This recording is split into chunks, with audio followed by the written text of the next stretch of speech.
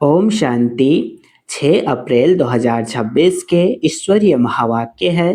पहले सुनते हैं मुरली के मुख्य पॉइंट्स। बाबा ने कहा, बाप के पास जो अनमोल खजाना है, ज्ञान, शांति, आनंद, उसका पूरा अधिकार हमें मिला है। अब हमारा कर्तव्य है उसे धारण करना और दूसरों को भी देना। बाप त्रिकालदर्शी होकर भी कल की बात आज नहीं बताते। अगर सब पहले ही पता चल जाए तो ड्रामा का आनंद ही समाप्त हो जाए। भविष्य की चिंता करने के बजाय अभी के पुरुषार्थ पर ध्यान देना है। जो होना है वह ड्रामा अनुसार समय पर सामने आ ही जाएगा। यह कोई साधारण गुरु नहीं बल्कि परम धाम से आया परम पिता है, जो आत्माओं को सृष्टि के आदि मध्य अंत का सच्चा ज्ञान देता है। हमारी कोई बाहरी लड़ाई नहीं बल्कि माया से आंतरिक संघर्ष है। बाप कहते हैं, मुझे याद करो, माया का वार स्वतः समाप्त हो जाएगा। लास्ट में बाबा ने कहा, आज की दुनिया दुख और अशांति से भरी शोक वाटिका है, जबकि स्वर्ग पूर्ण सुख और शांति का शोक धाम है। देवता बनने के लिए खान पान और जीवन में पूर्ण शुद्धता जरूरी है। योग बल से भोजन भी पवित्र बनाकर ग्रहण करना चाहिए। अच्छा, अब सुनते हैं मुरली को विस्तार से। ओम शांति। मुरली का सार। मीठे बच्चे, बाप के पास जो वक्खर सामान है उसका पूरा ही अंत तुम्हें मिला है। तुम उसे धारण करो और कराओ। मीठे बच्चे, बाप के पास जो वक्खर यानी सामान है उसका पूरा ही अंत तुम्हें मिला है। तुम उसे धारण करो और कराओ। प्रश्न, त्रिकालदर्शी बाप ड्रामा के आदि मध्य अंत को जानते हुए भी कल की बात आज नहीं बताते हैं, क्यों?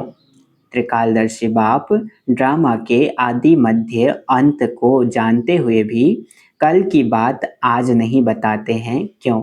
उत्तर, बाबा कहते, बच्चे, अगर मैं पहले से ही बता दूं तो ड्रामा का मजा ही निकल जाए। यह लॉ नहीं कहता। सब कुछ जानते हुए मैं भी ड्रामा के वश हूँ। पहले सुना नहीं सकता, इसलिए क्या होगा तुम उसकी चिंता छोड़ दो। गीत में है, मरना तेरी गली में। ओम शांति। यह है पारलौकिक आत्माओं का बाप। आत्माओं से ही बात करते हैं। उनको बच्चे बच्चे कहने की प्रैक्टिस हो जाती है। भल शरीर बच्ची का है परंतु आत्माएं तो सब बच्चे ही हैं। हर आत्मा वारिस है, अर्थात वर्षा लेने की हकदार है। बाप आकर कहते हैं, बच्चों, तुम हर एक को वर्षा लेने का हक है। बेहद के बाप को बहुत याद करना है, इसमें ही मेहनत है। बाबा परम धाम से आए हैं हमको पढ़ाने। साधु संत तो अपने घर से आते हैं व कोई गावड़े से आते हैं। बाबा तो परम धाम से आए हैं हमको पढ़ाने, यह किसको मालूम नहीं है। बेहद का बाप वही पतित पावन गॉड फादर है। उनको ओशन ऑफ नॉलेज भी कहते हैं। अथॉरिटी है ना, कौन सी नॉलेज है? ईश्वरीय नॉलेज है। बाप है मनुष्य सृष्टि का बीज रूप, सत्यचित आनंद स्वरूप। उनकी बड़ी भारी महिमा है। उनके पास यह वक्खर सामग्री है। कोई के पास दुकान होता है, कहेंगे हमारी दुकान में यह वैरायटी है। बाप भी कहते हैं, मैं ज्ञान का सागर, आनंद का सागर, शांति का सागर हूँ। मेरे पास यह सब वक्खर मौजूद है। मैं संगम पर आता हूँ डिलीवरी करने। जो कुछ मेरे पास है सब डिलीवरी करता हूँ। फिर जितना जो धारण करे अथवा जितना पुरुषार्थ करे। बच्चे जानते हैं बाप के पास क्या क्या है और एक्यूरेट जानते हैं। आजकल किसको अपना अंत कोई बताते नहीं है। गाया हुआ है, किनकी दबी रही धूल में। यह सब अभी की बात है। आग लगेगी, सब खत्म हो जाएंगे। राजाओं के पास अंदर बहुत बड़ी मजबूत गुफाएं रहती हैं। भल अर्थक्वेक हो, जोर से आग लगे तो भी अंदर से निकल आते हैं। तुम बच्चे जानते हो यहाँ की कोई भी चीज वहाँ काम नहीं आनी है। खानियाँ भी सब नए सिर भरपूर हो जाती हैं। साइंस भी रिफाइन हो तुम्हारे काम आती है। तुम बच्चों की बुद्धि में अब सारा ज्ञान है। बच्चे जानते हैं हम सृष्टि के आदि मध्य अंत को जानते हैं, बाकी अंत का थोड़ा टुकड़ा है। जिसको भी जान जाएंगे, जिसको भी जान जाएंगे, बाकी अंत का थोड़ा टुकड़ा है, जिसको भी जान जाएंगे। बाबा पहले से ही सब कैसे बता दें। बाप कहते हैं मैं भी ड्रामा के वश हूँ। जो ज्ञान अब तक मिला है वही ड्रामा में नूद है। जो सेकंड पास हुआ उनको ड्रामा समझना है, बाकी जो कल होगा वह देखा जाएगा। कल की बात आज नहीं सुनाएंगे। इस ड्रामा के राज को मनुष्य समझते नहीं हैं। कल्प की आयु ही कितनी लंबी चौड़ी लगा दी है। इस ड्रामा को समझने की भी हिम्मत चाहिए।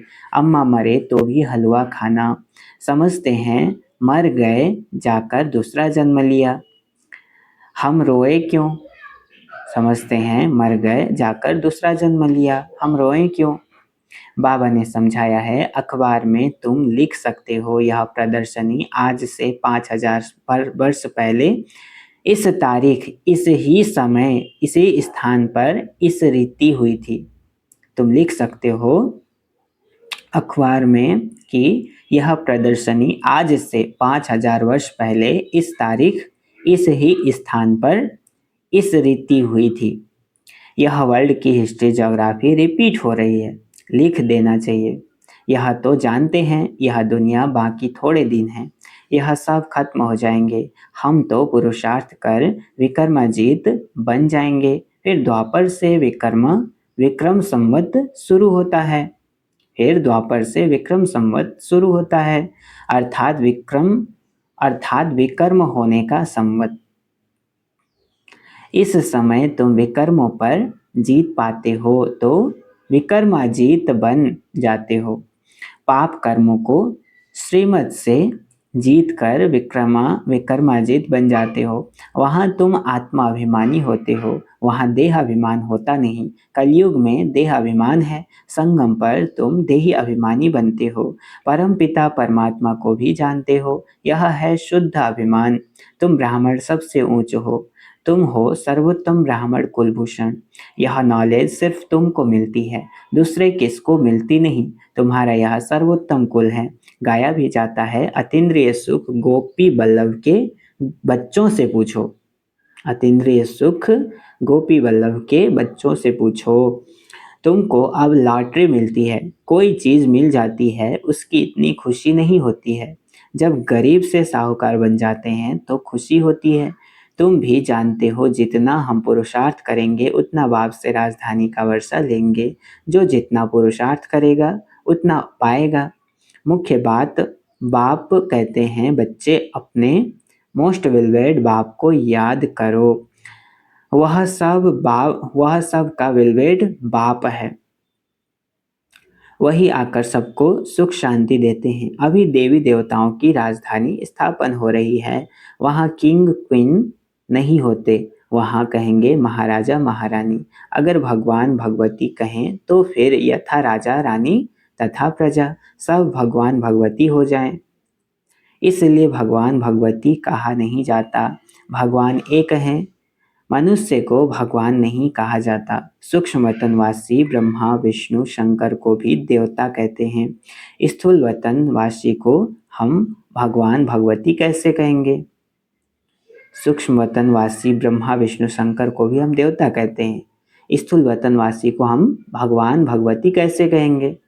ऊंचते ऊंच है मूल वतन, फिर सूक्ष्म वतन, यह है थर्ड नंबर। यह तुम्हारी बुद्धि में रहना चाहिए। हम आत्माओं का बाप शिव बाबा ही हैं, फिर शिक्षक भी हैं, गुरु भी हैं, सुनार वैरिस्टर आदि सब हैं। सबको रावण की जेल से छुड़ाते हैं। शिव बाबा कितना बड़ा वैरिस्टर है, तो ऐसे बाप को क्यों भूलना चाहिए? क्यों कहते हैं बाबा हम भूल जाते हैं? माया के बहुत तूफान आते हैं। बाबा कहते हैं यह तो होगा, कुछ तो मेहनत करनी पड़े। यह है माया से लड़ाई। तुम पांडवों की कोई कौरवों से लड़ाई नहीं है। पांडव कैसे लड़ाई करेंगे? फिर तो हिंसक हो जाएगी। बाप कभी हिंसा नहीं दिखाते हैं, नहीं सिखाते हैं। बाबा कभी हिंसा नहीं सिखाते हैं, कुछ भी समझ नहीं सकते हैं। वास्तव में हमारी कोई लड़ाई है नहीं। बाबा सिर्फ युक्ति बताते हैं कि मुझे याद करो, माया का वार नहीं होगा। इस पर भी एक कहानी है। पूछा, पहले सुख चाहिए व दुख? इस पर भी एक कहानी है, बाबा बता रहे हैं। पूछा, पहले सुख चाहिए व दुख? तो बोला सुख। दुख हो न सके सतयुग में, सतयुग में दुख हो न सके। तुम जानते हो इस समय सभी सीताएं रावण की शोक वाटिका में हैं। यह सारी दुनिया सागर के बीच में लंका है। अभी सब रावण की जेल में पड़े हैं। सर्व की सद्गति करने के लिए बाप आए हैं। सब शोक वाटिका में हैं। स्वर्ग में है सुख, नरक में है दुख। इसको शोक वाटिका कहेंगे। वह है अशोक स्वर्ग। बहुत बड़ा अंतर है। तुम बच्चों को कोशिश कर बाप को याद करना चाहिए तो खुशी का पारा चढ़ेगा। बाप की राय पर नहीं चलेंगे तो सौतेले ठहरे। बाप की राय पर नहीं चलेंगे तो सौतेले ठहरे। फिर प्रजा में चले जाएंगे। मातेले होंगे तो राजधानी में आ जाएंगे। राजधानी में आना चाहते हो तो श्रीमत पर चलना पड़े। श्री कृष्ण की मत नहीं मिलती है। श्री कृष्ण की मत नहीं मिलती है। मत हैं ही दो। अभी तुम श्रीमत लेते हो, फिर सतयुग में उसका फल भोगते हो। फिर द्वापर में रावण की मत मिलती है। सब रावण की मत पर असुर बन जाते हैं। तुमको मिलती है ईश्वरीय मत। मत देने वाला एक ही बाप है, वह है ईश्वर। तुम ईश्वरीय मत से कितना पवित्र बनते हो। पहला पाप है विषय सागर में गोता खाना। देवताएं विषय सागर में गोता नहीं खाएंगे। कहेंगे क्या वहाँ बच्चे नहीं होते हैं?